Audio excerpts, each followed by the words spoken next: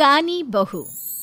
किशोरी लाल जी के बेटे राघव की शादी की बात जगह जगह चल रही थी, लेकिन किशोरी लाल जी को कोई लड़की पसंद ही नहीं आती थी। और उसकी एक ही वजह थी, किशोरी लाल जी का लालची होना। उनको लड़की वालों से मोटा दहेज चाहिए था और इसी चक्कर में एक दिन वो एक बहुत पैसे वाले के घर अपने बेटे का रिश्ता लेकर पहुंचे। उस आदमी का नाम था ओम प्रकाश। देखिए किशोरी लाल जी, मेरी एक ही बेटी है और मेरी सारी संपत्ति जायदाद सब कुछ मेरी बेटी नैना का ही है। पापा, नाम से लगता है बहुत खूबसूरत होगी। कितना अच्छा नाम है ना, नैना।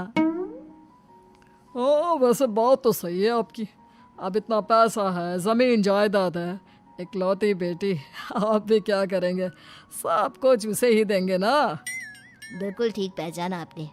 बस बेटी की शादी और सारी जायदाद उसके नाम। पापा, बिना देखे हाँ कर दीजिए ना। इतना अच्छा रिश्ता फिर कहाँ मिलेगा? माला माल हो जाएंगे हम। मैं अपनी बेटी को बुलाता हूँ। अरे नहीं नहीं नहीं नहीं, आपकी बेटी का नाम नैना है, सुनकर ही लगता है बहुत सुंदर होगी। रहने दीजिए अंकल, मैं तो आपकी बेटी के नाम से ही इतना खुश हो गया हूँ कि उसे बिना देखे शादी करने को तैयार हूँ। अब तो मैं उसका चेहरा सीधे शादी के बाद ही देखूंगा। और इस तरह राघव नैना का चेहरा नहीं देखता और उससे शादी कर लेता है। शादी के बाद अपनी सुहाग रात पर जब राघव नैना का घूंघट उठाकर देखता है तो नैना की आंखें बंद थी। कितने खूबसूरत हो तुम नैना, जरा अपनी आंखें खोलकर मेरी तरफ देखो तो सही। नहीं, मुझे शर्म आती है। अरे, मैंने तुम्हें शादी से पहले भी नहीं देखा, और अब अगर तुम आंखें खोलकर मुझे देखोगी भी नहीं तो मुझे अच्छा कैसे लगेगा? इससे पहले कि नैना अपनी आंखें खोलकर राघव की तरफ देखती, अचानक से लाइट चली गई और राघव नैना को पूरी तरह से देख भी नहीं पाया। अगली सुबह नैना राघव के लिए नाश्ता बनाकर लेकर आई। अरे ये क्या, आधा पराठा सेका हुआ है और आधा बिल्कुल कच्चा। ये तुमने क्या किया नैना? बहू, तुमने क्या आधा पराठा तवे से नीचे लटका कर रखा था, जो आधा सिका है और आधा कच्चा? मुझे जितना दिखेगा उतना ही तो सीखूंगी ना पापा जी। जहाँ जहाँ मुझे नजर आ रहा था वहाँ मैंने सीख लिया, जहाँ जहाँ नहीं दिखा वहाँ कच्चा रह गया होगा। इसका क्या मतलब है? ये कैसा मजाक कर रही है तुम? अरे बहू, तुमने इतना लंबा घूंघट क्यों लगाया हुआ है? देखो, हमारे घर में बहुओं को बेटी की तरह रखा जाता है, और फिर तुम तो इतना सारा माल लेकर आई हो।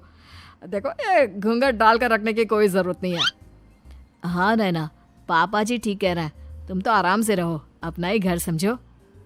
नैना अचानक से अपना घूंघट उठा लेती है। अरे ये क्या पापा, नैना की तो एक आंख फूटी हुई है। नाम से नैना, लेकिन ये तो कानी बहू निकली। मेरे साथ धोखा हुआ है, धोखा। बिना दिखाए अपनी कानी लड़की मेरे संग ब्याह दी। मुझे कानी बीवी नहीं चाहिए। मुझे अभी ओम प्रकाश जी से बात करनी पड़ेगी।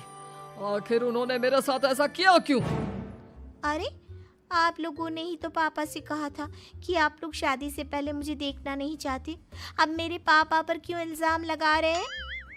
अरे लेकिन उन्हें बताना तो चाहिए था ना कि तुम कानी हो, एक आंख से तुम्हें दिखाई नहीं देता। किशोरी लाल और राघव नाराज होकर ओम प्रकाश को अपने घर बुलाते हैं। पापा जी, ये आपने क्या किया? शादी से पहले बताया क्यों नहीं कि नैना की आंखों में परेशानी है? अरे, आप ही ने तो लड़की देखने से मना कर दिया था। अरे लेकिन आप बता तो सकते थे। आपको तो हमारी बेटी की प्रॉपर्टी चाहिए थी, वो भी पूरी की पूरी। अब क्या हुआ अगर उसे आधा दिखाई देता है? प्रॉपर्टी तो आपको पूरी मिल गई ना। अरे ये क्या बात हुई? मेरी शादी प्रॉपर्टी से नहीं, आपकी बेटी से हुई है। अब ये तो पहले सोचना चाहिए था, तब तो मेरी प्रॉपर्टी देखकर तुम्हारी जुबान लप लपा रही थी। लेकिन मैं कानी लड़की को अपनी बीवी बनाकर नहीं रख सकता। पापा, कुछ करिए ना आप। हाँ, करता हूँ। देखिए ओम प्रकाश जी, आप हमारे साथ ऐसा नहीं कर सकते। और तुम देखो, अगर तुमने मेरी बेटी से शादी तोड़ी ना, तो जो भी प्रॉपर्टी मैंने तुम्हें दी है वो तो पूरी की पूरी वापस ले ही लूँगा, और आधी प्रॉपर्टी तुम्हारी भी लूँगा। अरे मेरी आधी प्रॉपर्टी भला क्यों लेंगे आप? इसलिए क्योंकि मेरी बेटी को आधा नज़र आता है और उसकी नज़र अभी तक तुम्हारी आधी जायदाद पर ही पड़ी है। अब तुम उसे घर से निकालोगे तो कुछ तो लेकर जाएगी ना। और अगर हम आपकी बेटी को अपने घर की बहू बना कर रखे तो? तो तुम्हारी पूरी प्रॉपर्टी तुम्हारी ही रहेगी, और जो मैंने तुम्हें दिया है ना, उसमें से बस मैं आधा लेकर जाऊंगा। अरे लेकिन अब आप अपनी दी हुई प्रॉपर्टी में से आधी वापस क्यों लेकर जाएंगे? अगर मैं आपकी बेटी को अपनी पत्नी बनाकर रखने को तैयार हूं तो? इसलिए ताकि भविष्य में अगर तुम मेरी बेटी को धोखा दो तो उसके पास कुछ तो रहे जो पति का हो। वैसे मेरे पास तो बहुत कुछ है, लेकिन अपने पति की कोई निशानी तो उसके पास होनी चाहिए ना। अब अगर तुमने मेरी बेटी को कानी कहा तो तुम्हें प्रॉपर्टी भी कानी ही मिलेगी, पूरी नहीं। जमाए राजा।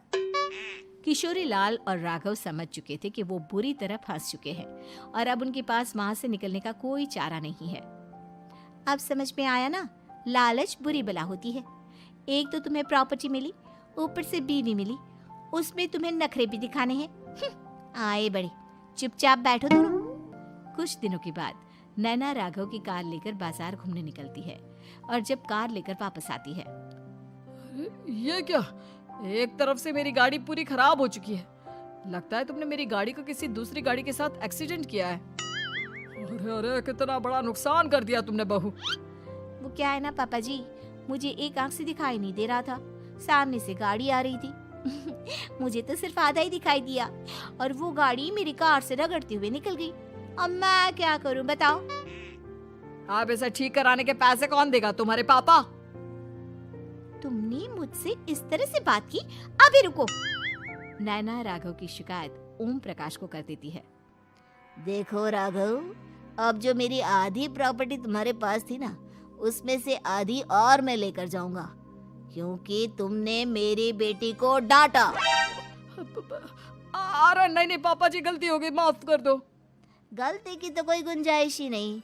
अगली बार मेरी बेटी को डांटा तो बची हुई आधी में से आधी और ले जाऊंगा।